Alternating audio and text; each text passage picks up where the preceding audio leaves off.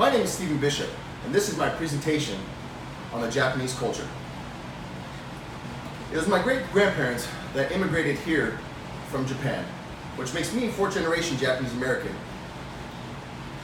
I'm wholly ingrained in the American culture though, but I'll do my best to convey the Japanese culture. It is important to note that during this presentation you might notice an underlying theme about the Japanese culture.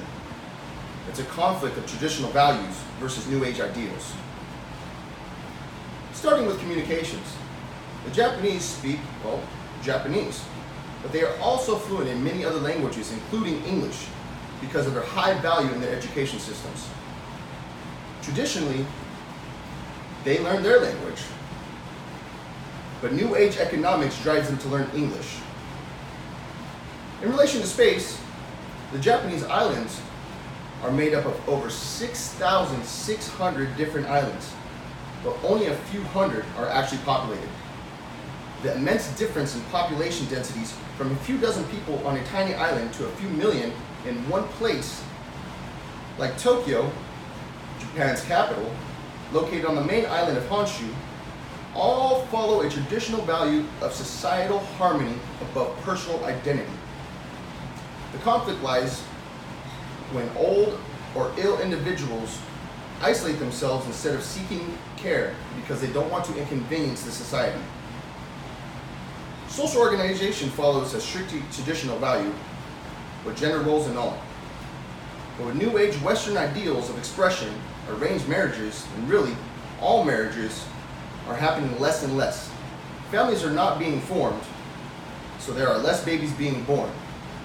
But then there is an increased demand on the medical field due to a growing geriatric population. Which leads us to time. Time is money, as they say. And Japanese is all about efficiency. New Age ideal business is doing great, but it conflicts with the traditional teachings of Buddhism, being at peace in the present without worry of material things such as money. Efficiency spills over to environmental control, and the Japanese pride themselves on being efficiently clean. Their high standard of living is shown in their long life expectancy. You would be amazed to find any litter on the streets of any town because of their value in being clean. The conflict lies in a traditional value of practicing holistic means versus Western ideals of medicine based on prescription of medications. The implications of these choices actually leads to an interesting biological variances as the Japanese people experience these things.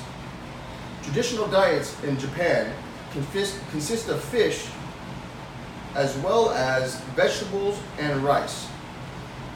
But these diets have seen a rise in cancer as a leading cause of death over a cerebrovascular issue. Why? Because the fish now have increased levels of mercury and an increased chance of parasitic invasion. Conversely again, New Age Western foods have also made their way into many Japanese diets with an increased rate of obesity and cardiovascular disease. To end on a high note, the Japanese culture is actually fantastically entwined with some wonderful traditions. Culturally, they have festivals and celebrations for all different seasons, all the different reasons. They also celebrate all the different arts like kabuki, which is theater, and music. They appreciate craftsmanship, things like painting and woodworking. And from things like samurai, who are ancient warriors, to their advancement in cutting-edge New Age sciences, the Japanese have a diverse and deep-rooted culture. What I'm wearing right here is actually part of that culture. It's a junbei, traditional garb, worn during the summertime.